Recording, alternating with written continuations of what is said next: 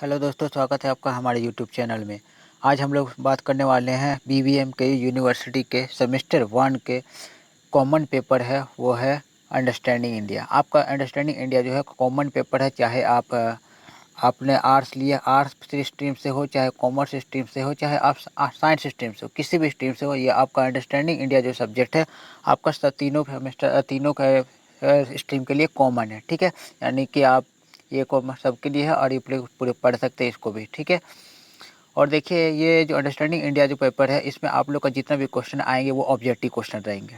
ठीक है, तो मैं ये थोड़ा सा बड़ा सा चैप्टर है और इसलिए मैं एक एक करके मैं अलग अलग पार्ट में मैं वीडियो बनाने वाला हूँ। ठीक है, तो आज ये आप लोग का पहला पार्ट है, पहला पार्ट देख लीजिए, उसके बाद नेक्स्ट पार्ट उस 2-3 वीडियो इसका आने वाला है। ठीक है, तो चलिए शुरू करते हैं पहले क्वेश्चन से। देखिए पहला क्वेश्चन क्या है कि सर्वप्रथम, ये देखिए पहले भी बता देता हूँ इसका क्या क्वेश्चन है कि सर्वप्रथम इंडिया शब्द का प्रयोग भारत के लिए किस भाषा में किया गया था।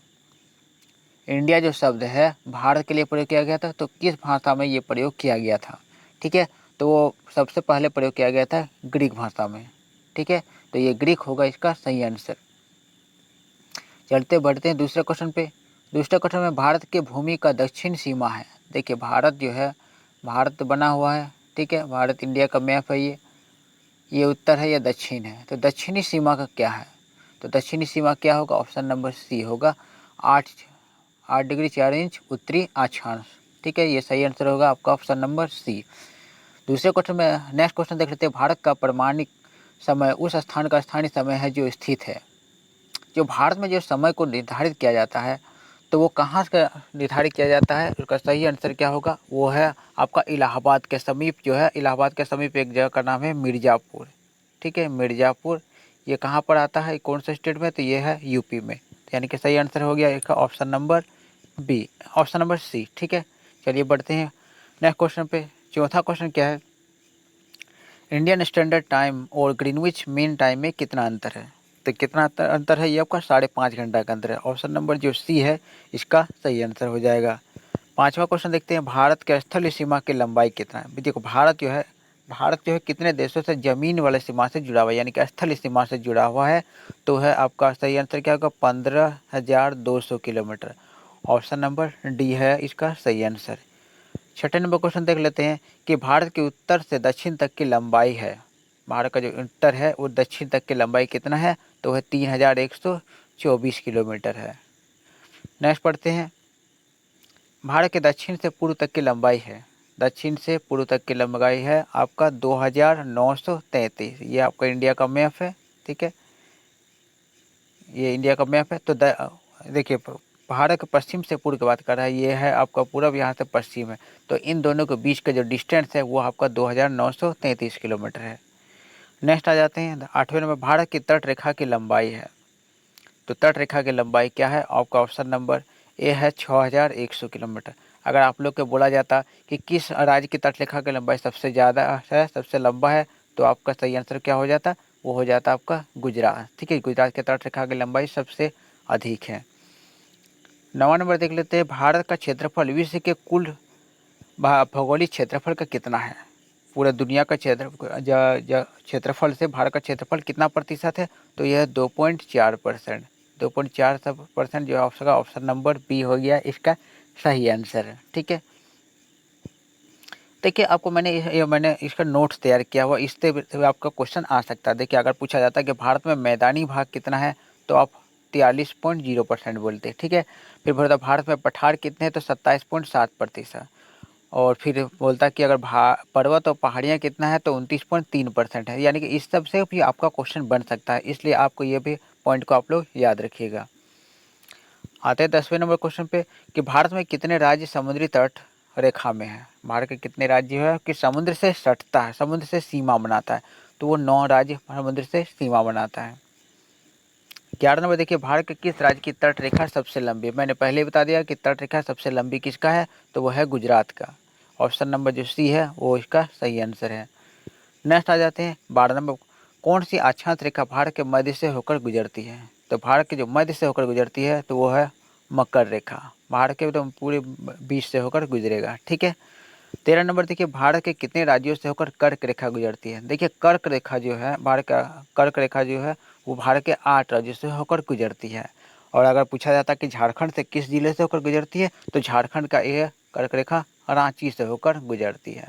ठीक है, रांची हो जाता है इसका सही आंसर। चलिए बढ़ते हैं अगले सवाल की ओर। 14 नंबर देखिए, भारत का सबसे दक्षिण बिंदु है। देखिए सबसे दक्षिण बिंदु कौन है? इंदिरा पॉइंट है। ठीक है, इंदिरा पॉइंट। अगर ये इंडिया है, ठीक है, देखिए इंडिया है, तो दक्षिण पॉइंट जो सबसे माना जाता है वो है यहाँ पर अंडमान निकोबार। यहाँ पर अंडमान निकोबार है और यहाँ पर एक बिंदु जिसे दक्षिण पॉइंट इंदिरा पॉइंट कहा जाता है।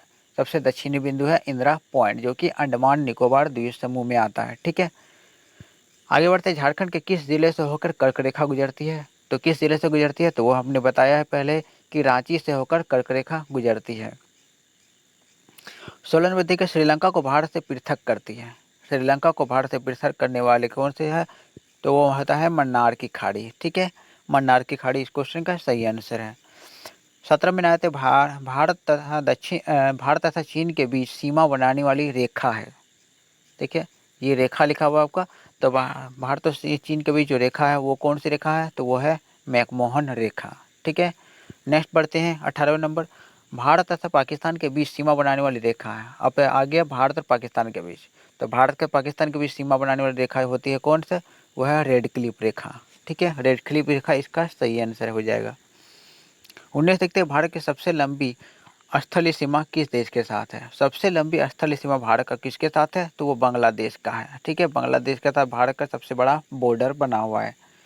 नेक्स्ट आते हैं 20वें नंबर पे, निम्नलिखित में से कौन सा देश भारतीय उपमहाद्वीप के अंतर्गत शामिल नहीं किया जाता? तो भारतीय उपमहाद्वीप के अंदर श्रीलंका को शामिल नहीं किया जाता है, तो श्रीलंका है इसका सही आंसर। चलिए बढ़ते हैं अगले सवाल की ओर। 31वां नंबर देखिए, निम्नलिखित में से किस देश के साथ भारत की अंतर्राष्ट्रीय सीमा नहीं लगती है?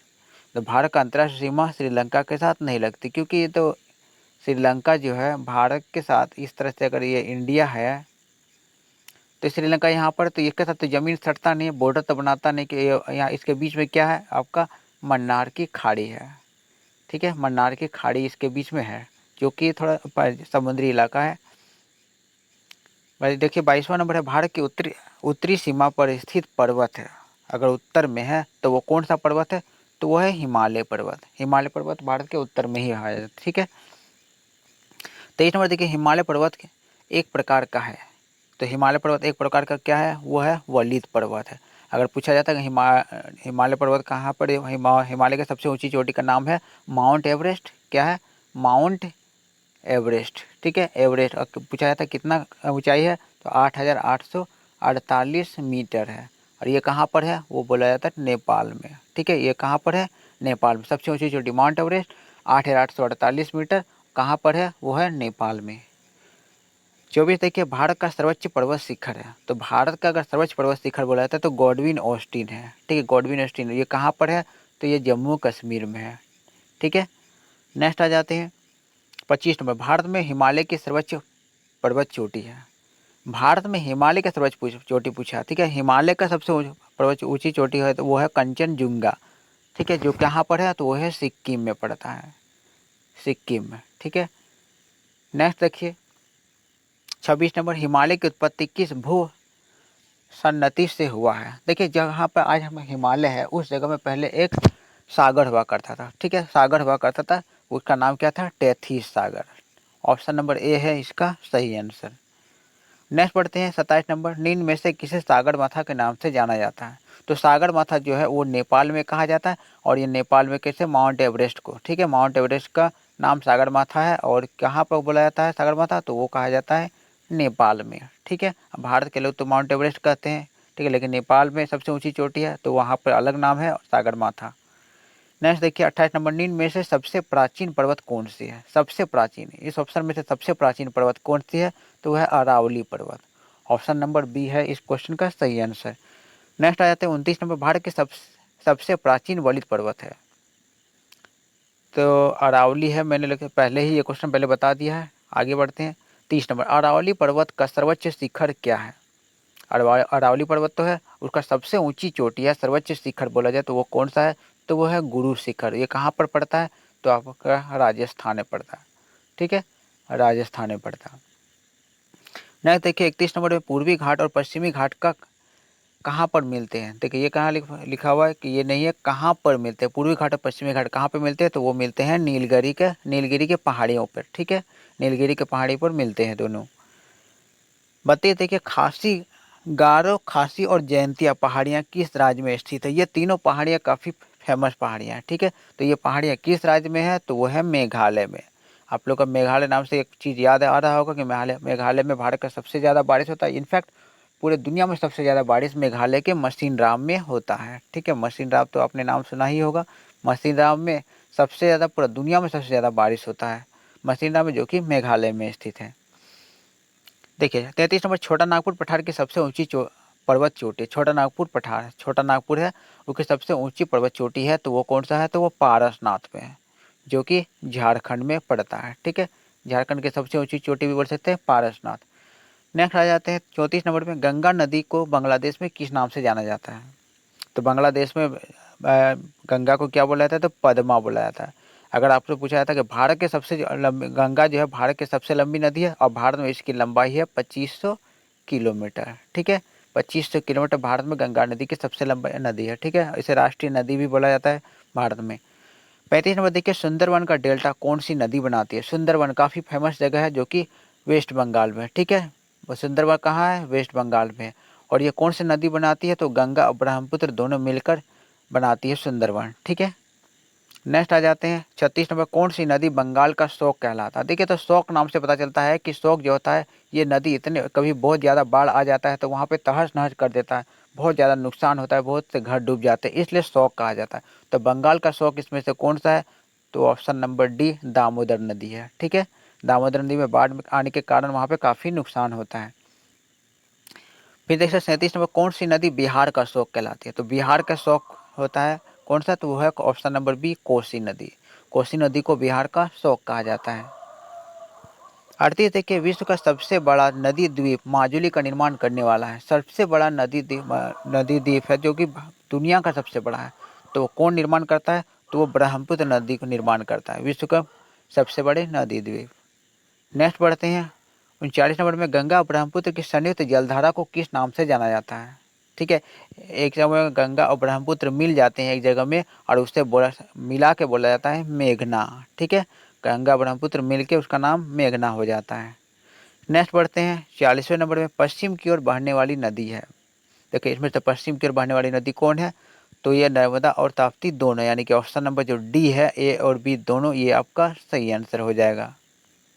नेक्स्ट पढ़ते हैं 41वें नंबर में, प्रायद्वीप भारत की सबसे बड़ी नदी कौन सी है। देखिए प्रायद्वीप भारत, पहली बात तो याद रखिए कि प्रायद्वीप होता क्या। ठीक है, ये भारत है, तो प्रायद्वीप का मतलब ये होता है कि तीन ओर से समुद्र से घिरा हुआ। देखो प्रायद्वीप भारत, अगर पूछा जाता है कि भारत की सबसे बड़ी नदी, तो आप लोग का सही आंसर होता है गंगा। लेकिन अगर प्रायद्वीप भारत बोलता तो प्रायद्वीप भारत मान के समझिए कि ये वाला भारत को दो भाग बांटते हैं, तो ये प्रायद्वीप भारत, ये इस भाग को बोला जाता है नीचे तरफ। ठीक है, और यहाँ पर सबसे लंबी नदी कौन है, तो वो है गोदावरी। इसे दक्षिण भारत की गंगा भी कहा जाता है। ठीक है, दक्षिण की गंगा भी कहा जाता है गोदावरी को। तो इस क्वेश्चन का सही आंसर है आपका ऑप्शन नंबर बी। 42 देखिए, मानसून किस भाषा का शब्द है। मानसून एक्चुअली में क्या है, वो अरबी भाषा का शब्द है। ठीक है, नेक्स्ट बढ़ते हैं। देख भारत का सर्वाधिक वर्षा मुख्यतः प्राप्त होती है, तो सबसे ज़्यादा भारत में जो वर्षा होती है वो किससे प्राप्त होती है, तो देखिए उत्तर पूर्वी मानसून से, वापस होती मानसून से, दक्षिण पश्चिम मानसून से, या फिर सामवाहिनिक वर्षा से। तो इस क्वेश्चन का जो सही आंसर है आपका ऑप्शन नंबर जो सी है, दक्षिण पश्चिम मानसून से होगा। दक्षिण पश्चिम मानसून से इस क्वेश्चन का सही आंसर हो जाएगा। नेक्स्ट पढ़ते हैं 44वें नंबर में, निम्न में से कौन सा स्थान में सबसे कम वर्षा होती है। हम तो पहले बता चुके कि सबसे अधिक वर्षा होता है कहाँ पे, मशीनराम में। मशीनराम जो कि कहाँ पर है, तो मेघालय में। और सबसे कम वर्षा कहाँ पर होता है, तो वो होता है आपका लेह में। ठीक है, लेह में सबसे कम वर्षा होता है, सबसे अधिक वर्षा होता है मशीनराम, जो कि मेघालय में है। नेक्स्ट आ जाते हैं 45वें नंबर में, दक्षिण पश्चिम मानसून निम्न में से कौन से प्रदेश में सबसे पहले प्रवेश करती है। दक्षिण पश्चिम मानसून सबसे पहले प्रवेश करती है, वो कहाँ, वो प्रवेश करती है केरल में। केरल में सबसे ज़्यादा पहले बारिश केरल में होती है, उसके बाद पूरे भारत में बारिश होने स्टार्ट होता है। नेक्स्ट आ जाते हैं ये 46 नंबर, देश के किस भाग में मानसून के अरब सागर और बंगाल की खाड़ी दोनों ही शाखा से वर्षा होती है? ठीक है, तो वो चाहे अरब सागर की बात करो चाहे बंगाल की खाड़ी, दोनों ही शाखा से वर्षा होने होता है कहाँ पर? तो होता है आपका पंजाब में। तो इस क्वेश्चन का आंसर हो गया आपका पंजाब। नेक्स्ट देखिए 47 नंबर, निम्न में सर्वाधिक वर्षा किस स्थान में होती है? ऑप्शन में से देखा जाए तो सबसे ज़्यादा वर्षा जो होता है वो आपका मसीनराम में होता है। कहाँ पर है ये? तो ये है मेघालय में। ठीक है, मेघालय। नेक्स्ट देखिए 48 में, भारत में वर्षा का औसत है। ठीक है, भारत में औसत वर्षा कितना होता है? तो 118 सेंटीमीटर का औसत वर्षा होता है। ठीक है, नेक्स्ट देखिए ये 49 नंबर, झारखंड में वर्षा किस मानसून से होती है? झारखंड में वर्षा का मुख्य कारण कौन सा है? कौन सी मानसून से झारखंड में वर्षा होती है? तो ऑप्शन नंबर बी, दक्षिण पश्चिम मानसून से। ठीक है, दक्षिण पश्चिम मानसून इसका क्वेश्चन का सही आंसर है। नेक्स्ट आ जाते हैं 50वां क्वेश्चन, जो कि आपका इस सेशन का आपका आखिरी क्वेश्चन है। देखिए, भारत के किस राज्य में जाड़े के मौसम में वर्षा होती है? जाड़े के मौसम में वर्षा किस जगह में होती है? तो वो होती है आपका तमिलनाडु में। तो ये रहा आपका बच्चों, ये आपका पार्ट 1 था अंडरस्टैंडिंग इंडिया का। और आप लोग नेक्स्ट पार्ट के लिए आप इस चैनल में बने रहें। आप लोग चैनल को सब्सक्राइब कर दिए, और अगर आपको इस सेशन पसंद आया तो आप लोग लाइक कर सकते हैं। आप मिलते हैं आपका नेक्स्ट वीडियो में।